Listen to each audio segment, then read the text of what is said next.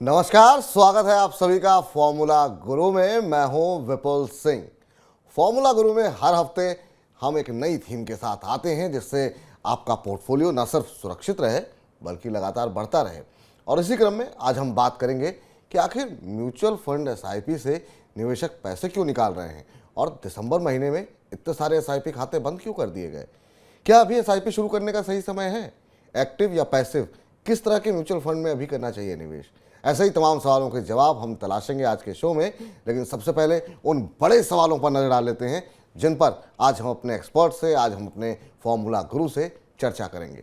तो एक करके वो सवाल आपकी स्क्रीन पर लेकर के आते हैं। पहला सवाल यही कि एसआईपी से आखिर में पैसे निकाल क्यों रहे हैं निवेशक, और महत्वपूर्ण इसलिए एक सवाल हो जाता है क्योंकि दिसंबर महीने में 15.39 लाख एसआईपी खाते बंद हुए हैं और ये पिछले 6 महीने से 40% ज़्यादा है। इस पर विस्तार से चर्चा करेंगे हमारे आज के एक्सपर्ट के साथ। इसके अलावा बात करेंगे म्यूचुअल फंड से निवेश बाहर निकलने का क्या सही समय होता है, एग्जिट कब करना चाहिए, तो एग्जिट करने की रणनीति क्या होनी चाहिए, और अभी जो एग्जिट कर रहे हैं लोग या अपने खाते ही बंद कर दे रहे हैं, क्या ये सही समय है? इस पर भी हम अपने एक्सपर्ट से डिटेल में चर्चा करेंगे। तीसरा महत्वपूर्ण सवाल ये है कि एसआईपी शुरू करते समय किन बातों का ध्यान रखना चाहिए। जब आप कोई भी फाइनेंशियल प्लानिंग करते हैं तो कैसे, किस तरह के फंड में आपको जाना चाहिए, किन किन चीज़ों को आपको अपने दिमाग में रखना चाहिए, कैसे अपने पोर्टफोलियो की बनावट करनी चाहिए, कैसे उसमें शुरुआत करना चाहिए, ये भी आज हम विस्तार पूर्वक चर्चा करेंगे। इसके अलावा गोल्ड ईटीएफ में भी हम देख रहे हैं कि बड़ी निकासी देखने को मिली और ख़ास तौर से 2022 में अगर हम देखें तो पिछले सालों के मुकाबले वहाँ पर 90% तक के निवेश में कमी आई है। तो इसकी भी हम जरा पड़ताल करेंगे कि क्या अभी गोल्ड ईटीएफ में पैसे लगाने चाहिए या नहीं लगाने चाहिए, क्या सोने में अभी भविष्य उज्ज्वल है या नहीं है। इसके अलावा अगला महत्वपूर्ण सवाल ये होगा कि अगर हम एक पोर्टफोलियो बना रहे हैं तो ईटीएफ के अंदर हमारी टोटल इन्वेस्टमेंट कितनी होनी चाहिए। जैसे आज भी बहुत सारे लोगों ने सवाल हमें भेजे और लगातार लोग भेज रहे हैं और उसमें लोग पूछते हैं कि 80% पैसा क्या ईटीएफ में लगा दें। तो इस पर भी हम विस्तारपूर्वक चर्चा करेंगे कि आखिर में आपके कुल निवेश का कितने % हिस्सा ईटीएफ में होना चाहिए भी या नहीं होना चाहिए। तो इस पर हम बातचीत करेंगे। अगला महत्वपूर्ण सवाल पे नज़र डालते हैं कि आखिर में 2023 में एक्टिव या पैसिव किस तरह के फंड में निवेश करना चाहिए। एक्टिव और पैसिव फंड क्या होते हैं ये भी अपने एक्सपर्ट से समझेंगे और साथ ही साथ आपको ये भी बताएंगे कि आपको जब आप अपना टोटल पोर्टफोलियो बना रहे हैं तो किस तरह से अपना पोर्टफोलियो बिल्डअप करना चाहिए, कितना % हिस्सा आपको एक्टिव म्यूचुअल फंड में रखना चाहिए और कितना पैसिव में। अब आखिरी महत्वपूर्ण सवाल ये भी आ जाता है कि मौजूदा जो माहौल देखने को मिल रहा है उसमें इक्विटी और डेट, इनमें किस तरह की हिस्सेदारी रखनी चाहिए, क्योंकि हम देख रहे हैं कि ब्याज दरें अब एक तरीके से पीक आउट होती हुई दिखाई दे रही हैं और तमाम एक्सपर्ट का मानना ये है कि डेट फंड में अच्छे रिटर्न मिल सकते हैं। तो इस समय क्या अपने पोर्टफोलियो में कोई बदलाव करने की आवश्यकता है?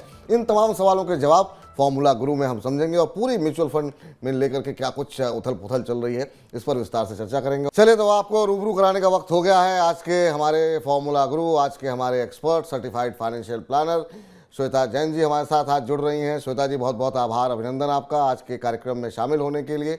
और हमारे पास लगातार दर्शकों के सवाल आ रहे थे कि श्वेता जी को दोबारा आमंत्रित कीजिए और इस बार आपने काफ़ी लंबा समय लिया है। उम्मीद करते हैं आगे आप नियमित रूप से आती रहेंगी। पहला सवाल मैम, अपनी थीम पर आज जाएं उससे पहले पहला सवाल यही होगा कि अब चूँकि बजट आने वाला है, बहुत सारी डिमांड्स आपकी इंडस्ट्री की तरफ से रखी गई हैं, डीएलएसएस को लेकर के हो या फिर long term capital gain tax को लेकर के हो, आपकी क्या एक्सपेक्टेशन है, किन चीज़ों को मंजूरी मिल सकती है? दूसरी बात ये कि अगर ये मंजूर होती हैं मांगे तो इन्वेस्टर्स पे या ओवरऑल इंडस्ट्री पे किस तरीके का असर आप देख रही हैं? जी जी, थैंक यू। आप पेशेंटली मेरा वेट कर रहे थे और मुझे वापस बुलाने के लिए थैंक यू। और निवेशकों को और व्यूअर्स को भी थैंक यू अगर उन्होंने मुझे मिस किया है जैसे आप बता रहे हैं, तो थैंक यू और माफ़ी चाहती हूँ इतने टाइम नहीं आ पाई। मेरा एक छोटा बेबी है तो उसका थोड़ा सा, अगर तबीयत ठीक नहीं हो तो मैं थोड़ा सा स्किप कर लेती हूँ क्योंकि नहीं नहीं, कोई रेगुलर बात मीटिंग नहीं। चलती रहती है, तो उसी वजह से होता है, बाकी और कुछ नहीं जी। है। बजट की एक्सपेक्टेशंस अगर आप बताएं तो आई थिंक काफ़ी एक्सपेक्टेशंस है। और मेरी नहीं, ऑफ कोर्स पूरी इंडस्ट्री की, निवेशकों की। तो आई थिंक एक तो ये जो बात चल रही है कि कैपिटल गेन्स का सब प्रोडक्ट्स का सिमिलर टाइमलाइन हो सकता है, वो एक एक्सपेक्टेशन है कि रियल एस्टेट हो या डेट फंड्स हो या इक्विटी फंड्स हो। तो वो एक एक्सपेक्टेशन है। और चाहे दूसरे एसेट क्लासेस का चेंज करे नहीं करे, आई थिंक इक्विटी का अगर लंबा कर दे, 3 साल बना दे, तो मैं बहुत खुश होंगी पर्सनली। क्योंकि एक लॉन्ग टर्म एसेट है। अगर इन्वेस्टर्स को हमको देखना है कि उसमें फायदा बनाए, प्रॉफिट बनाए, तो मुझे लगता है कि लॉन्ग टर्म अगर किया जाएगा तो सीरियस इन्वेस्टर्स उसको लेंगे। और कैपिटल गेन्स अगर हटा देंगे तो और भी ज्यादा खुश हो जाऊंगी मैं इक्विटी के लॉन्ग टर्म। शॉर्ट टर्म चाहे बढ़ाए, I am okay with that. I know traders, मुझे मैं पॉपुलर नहीं होंगी ट्रेडर्स में अगर मैंने ये बता दिया। But I think long term investors के लिए अगर शॉर्ट टर्म भी बढ़ा दे लेकिन लॉन्ग टर्म हटा दे तो काफी पैसा हम इक्विटी में देखेंगे फ्लो होते हुए। और काफी इन्वेस्टर्स इसको सीरियसली लेंगे। तो मेरी यही एक्सपेक्टेशन है। और मेरी काफी टाइम से एक एक्सपेक्टेशन है कि या रिक्वेस्ट है कि एटीसी का एग्जाम्पशन बढ़ाएं। क्योंकि जितना हम बढ़ाएंगे उसमें उतना हम इन्वेस्टर्स को एनकरेज करेंगे कि किसी भी प्रोडक्ट में इन्वेस्ट करें। मैं सिर्फ इक्विटी के प्रो में नहीं बोल रही हूँ। बिल्कुल। चाहे ईपीएफ हो चाहे ईपीएफ हो, जो भी हो, बेसिकली लोग पैसा बचाएंगे। जो हम आज देखते हैं कि द बिग सेल के लिए पैसा बचाते हैं लोग, या पैसा उसमें जाता है, वो हम देखेंगे कि द बिग इन्वेस्टमेंट रैली आ जाएगा। तो मुझे लगता है कि अगर एटीसी का एग्जाम्पशन बढ़ाएंगे तो वो जी। काफी अच्छा होगा। चलिए, अब आते हैं वापस अपनी थीम के ऊपर, और एक एक करके जो तमाम सवाल हमने अपने दर्शकों को दिखाए हैं, बताए हैं, वो उसका उत्तर समझने की कोशिश करेंगे आपसे। पहला तो ये जानना चाहेंगे, जो दिसंबर के नंबर हैं जिसमें हम देख रहे हैं करीब 15.3 लाख जो है खाते जो है वो बंद कर दिए गए। एसआईपीज में इनफ्लो भी थोड़ा सा कम होता हुआ दिखाई दिया है, पर ये जो खाते बंद हो रहे हैं इसकी क्या वजह मान रही हैं? क्योंकि लगातार हम देख रहे थे कि काफ़ी तेज़ी के साथ नए इन्वेस्टर्स आ रहे थे, लोगों को काफ़ी उम्मीदें थीं, और एकदम से अगर हम देखें तो ये 40%, 6 महीने में औसतन जितने खाते बंद हो रहे हैं उससे 40% ज़्यादा खाली दिसंबर में बंद कर दिए गए। तो क्या जो अनिश्चितता है उसको आप दोषी मान रही हैं, या कुछ और फैक्टर्स हैं जिसकी वजह से आपको लगता है कि लोगों का भरोसा थोड़ा कम हो रहा है? मुझे लगता है काफी अनसर्टेनिटी है, सिर्फ मार्केट की नहीं। हम जैसे जॉब का देख रहे हैं, अगर हमारे जॉब का नहीं भी हुए हैं तो हम एकदम चौकन्ना हो गए हैं कि अगर हम वर्किंग क्लास है तो हम थोड़ा सा संभाल के चले, थोड़ा कमिटमेंट हमारा कम कर ले, क्योंकि आगे पता नहीं कब हमको पिंक स्लिप मिल जाए।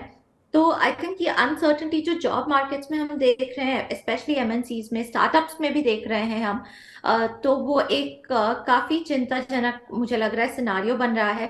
और हम अगर देखते हैं मार्केट में, तो जब रिटर्न्स लास्ट ईयर के देखें स्पेशली एसआईपीज वगैरह में, तो जो इन्वेस्टर्स शॉर्ट टर्म सोच के आए थे कि जल्दी पैसा बना लेंगे, तो वो पैसा नहीं बना है जल्दी से। तो इन्वेस्टर्स थोड़ा सा आई थिंक उससे मायूस हो गए हैं, और उनको लगा है कि म्यूचुअल फंड्स में शायद पैसा नहीं बने, शायद हम इक्विटी में पैसा बना ले रहे, या फिर किसी और एसेट क्लास में बना ले। आई थिंक एक और जो बात हुई है, सेविंग्स स्कीम्स, जो स्मॉल सेविंग्स स्कीम्स है उनका इंटरेस्ट बढ़ा है। तो उससे भी काफी फर्क पड़ता है कि पैसा कहाँ जाए, क्योंकि है तो हमारे पास उतना ही पैसा। तो अगर हम सेविंग स्कीम में, स्मॉल सेविंग स्कीम में अगर पैसा ज्यादा मिल रहा है हमको, रेट ऑफ इंटरेस्ट, और बढ़ रहा है और आगे भी लग रहा है कि बढ़ेगा, तो फिर एसआईपी या म्यूचुअल फंड्स में पैसा कम हो रहा है। और रिडेम्पशन मेरी, अगर एसआईपी बंद होते हैं तो भी मुझे उतनी चिंता नहीं होती है, बट जब वो एसआईपी का पैसा निकल जाए तो वो मुझे काफी खराब लगता है, क्योंकि उसको हमको टाइम देना पड़ता है ग्रो होने के लिए। और ये इन्वेस्टर्स जो एसआईपी में आए हैं और जो सोच के आए हैं कि जल्दी से पैसा बना लेंगे, तो वो मायूस हो गए, और वो शायद इक्विटी में आने में काफी टाइम वापस लगाएंगे। तो वो एक थोड़ी चिंता है। तो ये एक और मतलब, अगर जी देखें जी तो मैम। रिसेशन की न्यूज हम देख रहे हैं कि 6 महीने बाद शायद रिसेशन इंडिया में भी दिखेगा या स्लो डाउन दिखेगा। तो उसके लिए आई थिंक एक कैश, उसको बोलते हैं ना कि अपना आर्मर रेडी कर ले, या अपना आर्टिलरी रेडी कर ले, कि कैश इकट्ठा कर ले और उसको रखें कि जब करेक्शन हो तब हम पैसा डालेंगे। कोविड मेरे हिसाब से इंडिया में उतना असर नहीं किया है जितना मैं स्टार्टिंग ऑफ जनवरी में सोच रही थी, स्पेशली जैसे न्यूज बढ़ रही थी चाइना की। तो अभी कोविड का मुझे नहीं लग रहा कि लोगों ने पैसा निकाले होंगे, बट वो भी एक रीजन हो सकता है फॉर जी, श्योर। तो ये मतलब जो मोटी मोटी बातें जो मुझे समझ में आई हैं, तो दो महत्वपूर्ण कारण हो सकते हैं। एक तो ये है कि लोगों को रिटर्न काफ़ी अच्छे मिल गए, दूसरी बात उनको ये लग रहा है कि आगे हो सकता है कि जो उनका इन्वेस्टमेंट है, जो पैसे उन्हें मिल रहे हैं, वो हो सकता है बड़ी गिरावट देखने को मिले, क्योंकि तमाम चैनल्स पे और अखबारों में ये खबरें हैं कि मंदी हो सकती है और सेकंड हाफ जो है वो काफ़ी रिसेशन बड़ा रहेगा। तो ये एक आपको लगता है कि बड़ा कारण हो सकता है। दूसरा ये है कि जो स्मॉल सेविंग स्कीम में लोगों को लग रहा है अगर ये पैसे निकाल करके एफडी करा देते हैं इस समय, जहाँ पर ठीक ठाक रिटर्न मिल रहे हैं, तो वो ज़्यादा सुरक्षित रहेगा। ये दो महत्वपूर्ण कारण मान के चले मैं। जी बिल्कुल। जी। अब आते हैं आज के दूसरे प्रश्न पर। दूसरा प्रश्न ये समझना चाहेंगे, चूंकि इस तरीके से हम देख रहे हैं रिडम्पशन हो रहा है, तो प्रश्न यहाँ पर यह आता है कि एग्जिट करने का सही टाइम होता क्या है? क्या ये जो लोग सोच रहे हैं, जिन्होंने अपने खाते बंद कर दिए या अगर वो स्मॉल सेविंग स्कीम की तरफ जा रहे हैं, क्या इस तरह के निर्णय सही हैं? एग्जिट करने का सही तरीका होना क्या चाहिए? म्यूचुअल फंड में अगर हमने पैसे लगाए हुए हैं, क्या इस तरह की सिचुएशन आए या अखबारों के जरिए खबरें पढ़ने को मिले, तो क्या हमें तुरंत स्विच कर देना चाहिए? अब जैसे बहुत लोग डेट फंड की बात करने लगे, तो क्या इक्विटी के सारे पैसे निकाल लेने चाहिए? तो एग्जिट की सही रणनीति क्या होनी चाहिए, स्ट्रेटजी क्या होनी चाहिए? आई थिंक एग्जिट की स्ट्रैटेजी लोगों की एक ही होनी चाहिए, जब उनका पैसा उनके पर्पस के लिए या जिस पर्पस के लिए उन्होंने डाला था, जिस गोल के लिए उन्होंने डाला था, अगर वो गोल आ गया है या आ रहा है नजदीक, तो उसके उसके लिए निकालें। बाकी मार्केट की न्यूज है या कोविड की न्यूज है या स्मॉल सेविंग स्कीम की न्यूज है, ये उनको इम्पैक्ट नहीं करना चाहिए, क्योंकि ये टैक्टिकल कॉल हो जाता है। तो फिर वरना इन्वेस्टर्स इधर से उधर होते रहेंगे और रियल कंपाउंडिंग या रियल गेन नहीं देख पाएंगे। तो मेरे हिसाब से ये हमको बिल्कुल भी नहीं करना चाहिए। ये एक थोड़ा सा जल्दबाजी में शायद निर्णय लिया है उन्होंने, और अगर ऐसे ही करते रहे तो फिर पैसा ग्रो नहीं देख पाएंगे, वो पैसा बढ़ता हुआ। जी। अब एक और सबसे महत्वपूर्ण सवाल जो आता है वो ये है कि एग्जिट करने का तो आपने कहा कि इस तरीके से स्विच नहीं करना चाहिए, लेकिन क्या अपने गोल को लेकर के आपको एग्जिट करना चाहिए, या अगर कोई क्राइसिस आ ही गई है और वो सामने दिख रही है, तो अगर मान लीजिए जैसे बाजार है और इक्विटी में आपका बहुत बड़ा एक्सपोजर है, और ऐसे में अगर बहुत बड़ा अमाउंट मेरा इक्विटी में है और वहाँ पे मुझे ठीक ठाक रिटर्न मिल रहे हैं, नज़रिया मेरा भले ही 10 साल का हो, लेकिन 2 साल में ही अगर मार्केट डबल हो जाता है या पैसे में डबल हो रहे हैं, तो क्या ऐसी स्थिति में एक बार रिव्यू करना चाहिए समय समय पर? जी बिल्कुल रिव्यू करना चाहिए। और जो डिसीजन 2 साल पहले लिया उसको अगर डबल हो गया है, तो अगर आपके 10 साल बाद ये टारगेट था और आप पहुंच गए हैं, तो अभी देखिए, क्योंकि इंसान काफी एस्पिरेशनल बीइंग है, तो जो हमको 2 साल पहले चाहिए था आज उससे ज्यादा चाहिए। और तो अगर उनका गोल वही है, तो मीट हो गया है, तो बिल्कुल इक्विटी से निकल सकते हैं। This is the right time, यही राइट टाइम है फिर निकलने का।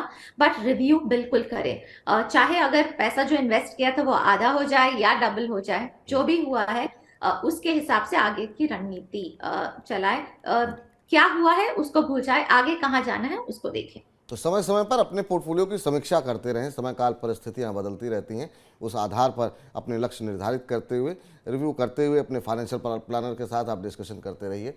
अब तीसरा सवाल ये, एग्जिट की बात तो हो गई, शुरू करते समय किन बातों का ध्यान रखें? बहुत सारे नए निवेशक आ रहे हैं और हमारे पास भी बहुत सारे प्रश्न आते हैं, और उसमें ये पूछा जाता है कि अगर हम अभी जो है एसआईपी शुरू करें तो कहाँ पैसे लगाने चाहिए, क्या इंडेक्स खरीद लें, क्या जो है म्यूचुअल फंड में लगाने हैं तो स्मॉल कैप में लगाएं, लार्ज कैप में लगाएं। तो बहुत सारे सवाल लोगों के रहते हैं। शुरू करते समय मान लीजिए पहली जब एसआईपी शुरू कर रहा है व्यक्ति, तो उन्हें किन चीज़ों का महत्वपूर्ण रूप से ध्यान रखना चाहिए? जब शुरू कर रहे हैं एसआईपी, तो ये याद रखना चाहिए कि आपका टाइम फ्रेम क्या है। 3 साल है, 5 साल है, 10 साल है, या रिटायरमेंट है, कोई गोल है, तो ये एक टाइम होराइजन आपको मिल जाता है। और आपका रिस्क प्रोफाइल क्या है। अगर आपने पहले कभी निवेश नहीं किया है, तो एक इंडेक्स फंड गुड स्टार्ट हो सकता है। आप स्मॉल कैप से स्टार्ट नहीं करें, क्योंकि उसके उतार चढ़ाव के साथ आपका बीपी भी शायद ऊपर नीचे होता रहेगा। तो आप उसके हिसाब से इन्वेस्ट करें। तो अपना टाइम होराइजन देखें, अपना रिस्क प्रोफाइल देखें, अपना गोल देखें, अपना बाकी पोर्टफोलियो देखें। कि अक्सर हम भूल जाते हैं कि हमारे पास ईपीएफ वगैरह भी है।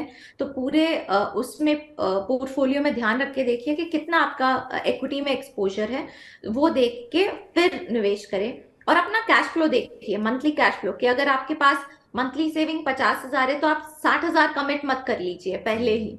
आप उसको पहले 5,000 कीजिए, 15,000 कीजिए, 25 कीजिए, फिर उसको 40-50 तक लेके आइए। थोड़ा अपने आप को फ्लेक्सिबिलिटी दीजिए। क्योंकि उससे क्या होता है, आप एसआईपी को जो कंटिन्यू करेंगे तभी उसकी ग्रोथ होगी। वरना क्या होता है, इन्वेस्टर्स मतलब चलने के पहले भागने लग जाते हैं, तो अगर वो हो जाता है तो फिर कमिटमेंट उनका आधा हो जाता है। धीरे हम्म। धीरे चलिए, लॉन्ग जर्नी है, तो आपको मैराथन की तरह ही इसको ट्रीट करना पड़ेगा।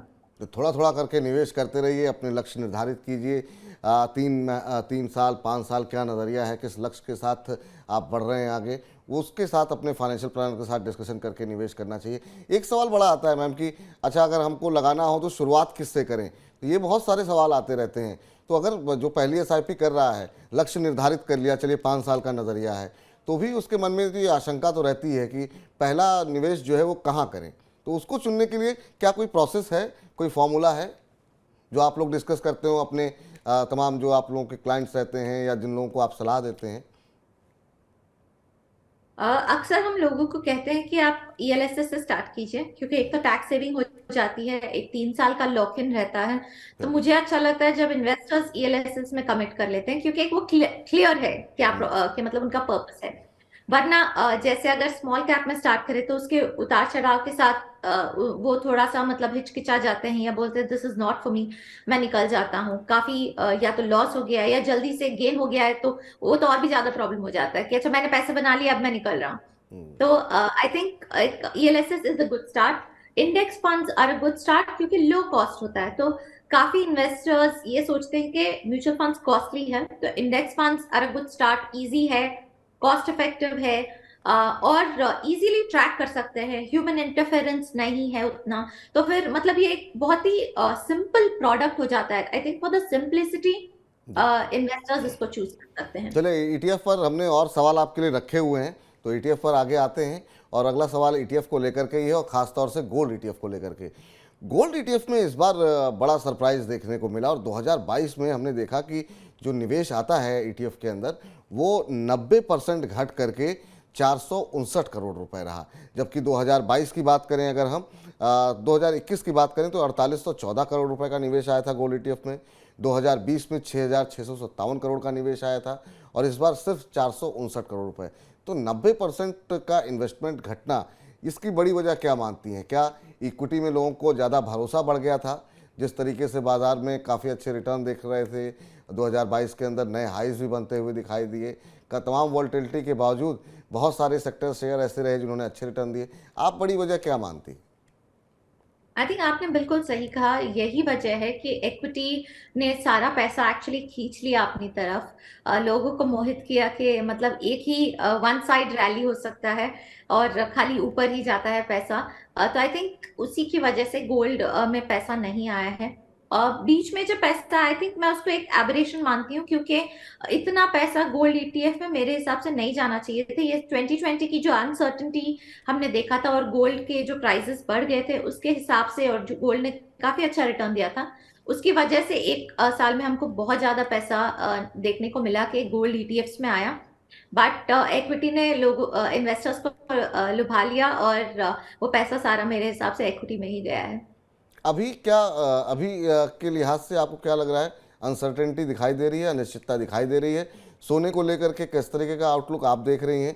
खासतौर से अगर हम अगले 2 साल की बात करें, तो किस तरह के रिटर्न गोल्ड ईटीएफ से हम कर सकते हैं? क्योंकि अनसर्टेनिटी में कई वो लोग कहते हैं ऐसा कि जो है सोने में निवेश बढ़ जाता है, और हमने देखा है हाल फिलहाल में बहुत सारे सेंट्रल बैंक्स ने जो है काफ़ी इन्वेस्टमेंट की है। लेकिन ये है, ऑलरेडी एक रैली आ चुकी है गोल्ड में, तो एक डर भी है। आप कैसे देख रही हैं ओवरऑल गोल्ड को? आई थिंक इंटरेस्टिंग है गोल्ड का प्ले, क्योंकि इट्स टोटली डिपेंडेंट के मतलब क्या हो रहा है कोविड के साथ, क्या हो रहा है रशिया यूक्रेन के साथ, आगे कैसे बढ़ रहा है, काफी चीजों के ऊपर डिपेंडेंट है। बट मैं मानती हूँ कि इन्वेस्टर्स को गोल्ड देखना चाहिए अगले 2 साल के लिए। 10% तक का अपना पोर्टफोलियो फिर भी गोल्ड में रखें। और अगर क्योंकि इक्विटी में आपका पैसा अगर बढ़ गया है या स्मॉल सेविंग स्कीम्स में बढ़ गया है और गोल्ड में आपका एक्सपोजर कम हुआ है, तो this is a good time to balance it. उसको बैलेंस करने का काफी अच्छा टाइम है ये। तो मेरे हिसाब से गोल्ड को बिल्कुल इग्नोर नहीं करना चाहिए। बट बहुत ज्यादा रिटर्न्स गोल्ड से हम एक्सपेक्ट नहीं करेंगे। हम्म, वो अगर आ गया तो फिर मतलब एक डिप्रेशन वाला टाइम आता है कि जब सब एकदम डिप्रेस्ड होता है तब गोल्ड की वैल्यू बनती है, चाहे हम्म, इक्विटी मार्केट्स हो या डेट मार्केट्स हो या हमारे जॉब्स हो।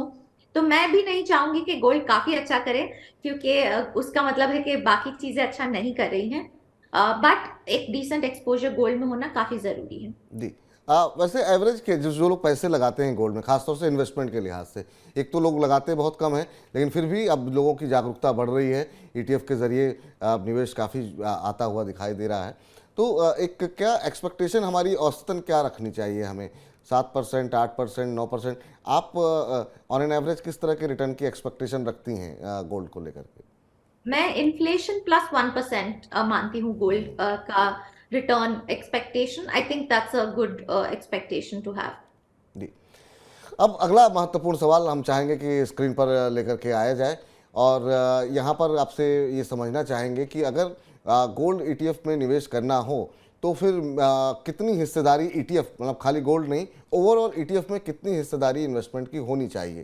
क्योंकि इसको लेकर के लोगों के मन में, अभी आप ईटीएफ पे चर्चा भी कर रही थी कि बहुत आसान है, और जो खासतौर से जो लोग नए हैं वो लोग भी शुरुआत कर सकते हैं ईटीएफ के जरिए। ओवरऑल पोर्टफोलियो में ईटीएफ की क्या कुछ पॉजिटिव चीज़ें हैं, क्या निगेटिव चीज़ें हैं, और क्यों इसके अंदर जो है हिस्सेदारी इसमें कितनी होनी चाहिए ओवरऑल ओवरऑल पोर्टफोलियो में? आई थिंक ईटीएफ्स गोल्ड को अगर मिलाए तो हम 20 to 30% पोर्टफोलियो का ईटीएफ्स में रख सकते हैं, क्योंकि जैसे मैंने बताया सिंपल है, स्ट्रेट फॉरवर्ड है, कॉस्ट इफेक्टिव है, कोई ह्यूमन इंटरफेरेंस नहीं है, इजी एक्सेस है। बट ईटीएफ्स अभी भी इंडिया में एक डेवलप हो रहे हैं, एक मार्केट भी और प्रोडक्ट भी। तो कितनी बार हम देखते हैं कि जो ईटीएफ्स के रिटर्न होते हैं उनके ही इंडेक्स के मैच नहीं कर पाते हैं। तो उसकी वजह से थोड़ा सा आराम से चले ईटीएफ्स में आप 20 to 30% अपना गोल्ड मिला के, गोल्ड एक्सपोजर मिला के, मैं मानूंगी कि एक कंफर्टेबल ईटीएफ एक्सपोजर हो सकता है। तो आपसे जानना चाहेंगे मैम कि बहुत लोगों के जिस तरीके के सवाल होते हैं कि इंडेक्स फंड कितना सुरक्षित है, क्या पूरे पैसे इसमें लगाने चाहिए, क्या कुछ रिस्क फैक्टर होते हैं इसमें, और क्या पूरी तरीके से सुरक्षित होते हैं, क्या कुछ इसके नेगेटिव पॉइंट क्या है इंडेक्स फंड को लेकर के? तो ऑफ कोर्स इन्वेस्टर्स को लगता है कि ईटीएफ्स में अगर रिस्क कम है तो उनको लगता है कि सेम एफडी के हिसाब से, एफडी के बराबर मान लेते हैं कभी कभी इसको। पर ये ऐसा बिल्कुल भी नहीं है। मार्केट के साथ जो रिस्क आता है वो ईटीएफ्स में भी है, स्मॉल कैप से शायद कम है, बट और वॉलेटिलिटी उससे कम होगी, बट रिस्क तो बिल्कुल है। आपके कैपिटल को भी रिस्क है, ये बिल्कुल कभी नहीं भूले कि ईटीएफ्स में आप मार्केट में ही निवेश करें तो उतार चढ़ाव तो होता ही रहेगा। हाँ, कॉस्ट कम है और ह्यूमन इंटरफेरेंस नहीं है, तो एक इंडेक्स को ट्रैक करेंगे तो वो एक सिंपल प्रोडक्ट है। रिस्क उसके हिसाब से कम है कि ह्यूमन इंटरफेरेंस नहीं है तो फंड मैनेजर बदल गया तो क्या होगा, वो नहीं है। कॉस्टली हो गया तो क्या होगा, वो नहीं है। या जो उन्होंने बोला है वहां निवेश नहीं करेंगे, ये सब रिस्क नहीं है। जी। बट अगर कोई स्टॉक का वैल्यू 10% गिरेगा तो उतना जितना आपका एक्सपोजर है वो भी 10% तक का कम होगा। तो अगर आपका 100 में से 10 रुपए उसमें निवेश है तो 1 रुपया वहां कम होगा ही, तो आपका 100 रुपीज 99 होगा ही। ये आप मान के चलिए। ये थोड़ा सा आई थिंक इन्वेस्टर्स को अभी समझने में टाइम लगेगा कि कैसे इम्पैक्ट होता है। जी। बट एक चीज आप उसको रिस्क कम करने के लिए निफ्टी 50 जैसे डाइवर्सिफाइड एक इंडेक्स में निवेश कर सकते हैं, रादर देन कि एक बैंकिंग या आईटी इंडेक्स में निवेश करना। ठीक। अब महत्वपूर्ण सवाल की तरफ बढ़ते हैं, आखिरी के दो सवाल बाकी रह गए हैं आपसे। 2023 में अगर हमको पोर्टफोलियो बनाना हो तो एक्टिव या पैसिव किस तरह के फंड में निवेश करना चाहिए, और अगर दोनों में करना है तो किस तरह की हिस्सेदारी इनकी होनी चाहिए पोर्टफोलियो के अंदर? कितने कितना फीसद हिस्सा एक्टिव फंड में रखें, कितना पैसिव फंड में रखें, कैसे पोर्टफोलियो बिल्डअप करें? आई थिंक पोर्टफोलियो बनाते टाइम इसका ज्यादा ध्यान दें कि आप इसमें कितने टाइम निवेश रख सकते हैं। तो एक्टिव और पैसिव के अगर इक्विटी में हम माना जाए तो आई थिंक अबाउट 50% एक्टिव में और 50% पैसिव में जा सकते हैं हम आज, क्योंकि काफी हमारे पास ऑप्शंस हो गए हैं पैसिव में भी। और अगर स्मॉल कैप वगैरह देखें तो उसमें एक्टिव चूज करें। इंडेक्स फंड्स देखना है तो आप लार्ज कैप के लिए देखें, क्योंकि हम देख रहे हैं कि फंड मैनेजर्स लार्ज कैप में उतना वैल्यू क्रिएट नहीं कर पा रहे हैं। जितना स्मॉल कैप में फर्क पड़ रहा है। तो इसकी वजह से आप लार्ज कैप में आप पैसिव हो सकते हैं, एक्टिव हो सकते हैं। लार्ज कैप में आपकी आवाज़ थोड़ी सी कट गई थी, लार्ज कैप में आपने क्या बताया मैम? लार्ज कैप में आप पैसिव जा सकते हैं, तो निफ्टी 50 या सेंसेक्स है तो आप जी, उसमें डाल सकते हैं। बट स्मॉल कैप और मिड कैप के लिए एक्टिव जा सकते हैं। एक्टिव जा सकते हैं। ये 50-50 करने को कह रही हैं आप 2023 के लिए? जी, इक्विटी में हाँ। इक्विटी में 50-50, चलिए ठीक है। अब आते हैं आज के आखिरी महत्वपूर्ण प्रश्न के ऊपर, और वो हम चाहेंगे स्क्रीन पर लेकर के आया जाए। और इक्विटी और डेट को लेकर के काफ़ी सारे लोग अपने सवाल भेजते रहते हैं हमारे पास, और वो जानना चाहते हैं कितनी हिस्सेदारी किसकी होनी चाहिए, इक्विटी कितना रखें, डेट कितना रखें, खासतौर से इस सिनेरियो में, जिस तरह जो मौजूदा सिनेरियो है जिसमें बहुत सारे लोग स्ट्रेटजी बना रहे हैं कि शॉर्ट टर्म डेट फंड में 1-2 साल के लिए पैसे लगाने चाहिए, वहाँ रिटर्न अच्छे मिल रहे हैं, इक्विटी को लेकर के थोड़ी अनसर्टेनिटी है। ऐसे अगर पोर्टफोलियो बिल्डअप करना हो तो इसमें इक्विटी का और डेट का कितना, एक आइडियली कितना हिस्सा, कितनी हिस्सेदारी होनी चाहिए? आई थिंक अगर इन्वेस्टर्स ऐसे देखें कि आज का इन्फ्लेशन बीट करना है, तो आपको जो अगले 12 महीने में जो आपको पैसे चाहिए कोई भी गोल के लिए, आपका एक इमरजेंसी फंड जो आपका 9 महीने तक का एक्सपेंस चले, वो आपको डेट में बिल्कुल रखना है। FDs, cash funds, bank balance, इसमें आप कॉम्बिनेशन में आप कर सकते हैं। बट जो लॉन्ग टर्म का आपका पैसा है जो गोल्स के लिए है, उसको आप इक्विटी में कर सकते हैं। तो परसेंटेज मैं नहीं देना चाहूंगी, क्योंकि हर इंसान के एक अलग अलग परसेंटेज होगा यहाँ पे, क्या गोल्स आने वाले हैं। बट 3 साल से ज्यादा की जो भी आपका जो रकम है, उसको आप लॉन्ग टर्म में निवेश कर सकते हैं। आप एक्टिव पैसिव में कॉम्बिनेशन में कर सकते हैं, गोल्ड में थोड़ा कर सकते हैं। बट अगर आपका जो 3 साल से कम का पैसा है, उसको लिक्विड और एफडीज में रख सकते हैं, बैंक बैलेंस में रख सकते हैं। अगर आप चाहे तो बैलेंस एडवांटेज में भी रख सकते हैं 3 साल तक का पैसा। उससे बियॉन्ड आप बिल्कुल इक्विटी में निवेश कर सकते हैं। ठीक मैम, तो उम्मीद करते हैं हमारे जो दर्शक हैं वो पूरी तरीके से जो मौजूदा सिनेरियो है, स्थितियां हैं, क्यों गोल्ड ETF से पैसे निकल रहे हैं, क्यों SIP बंद हो रही है, तमाम चीज़ों को लोग समझे होंगे और अपना पोर्टफोलियो कैसा बनाना चाहिए ये समझ गए होंगे। चलते चलते कोई आप टिप्स हमारे दर्शकों को देना चाहेंगी, कुछ ऐसी बातें जो महत्वपूर्ण रूप से ध्यान रखनी चाहिए पोर्टफोलियो बिल्डअप करते समय? आई थिंक एक ही मैं सलाह देना चाहूंगी कि आप जब निवेश करें, तब थोड़ा सा डिसीजन सोच समझ के लिए अपना रिसर्च तब करें। अक्सर लोग ये करते हैं कि निवेश पहले कर लेते हैं और रिसर्च बाद में करते हैं, फिर देखते हैं कि हमने सही किया कि नहीं। और एक बार अगर आपने निवेश कर लिया तो उसको थोड़ा टाइम दीजिए अपनी स्ट्रैटेजी को प्ले आउट करने के लिए। आई थिंक वो टाइम और पेशेंस हम नहीं दे पाते अपने इन्वेस्टमेंट्स को, जो वो डिजर्व करते हैं। मैम बहुत बहुत शुक्रिया, धन्यवाद आपका आज के इस कार्यक्रम में शामिल होने के लिए, अपना महत्वपूर्ण समय देने के लिए। उम्मीद करते हैं आगे भी आप अपना महत्वपूर्ण समय जो है देती रहेंगी। बहुत बहुत आभार, अभिनंदन आज के इस कार्यक्रम में जुड़ने के लिए, बहुत बहुत शुक्रिया आपका।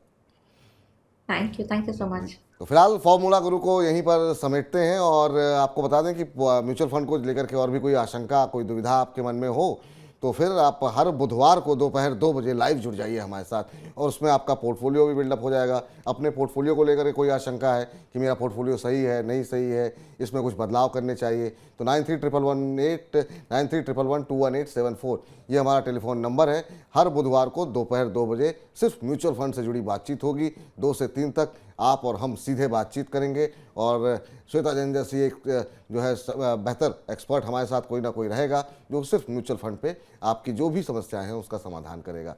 फॉर्मूला गुरु में इतना ही, आप देखते रहिए मनी 9। नमस्कार।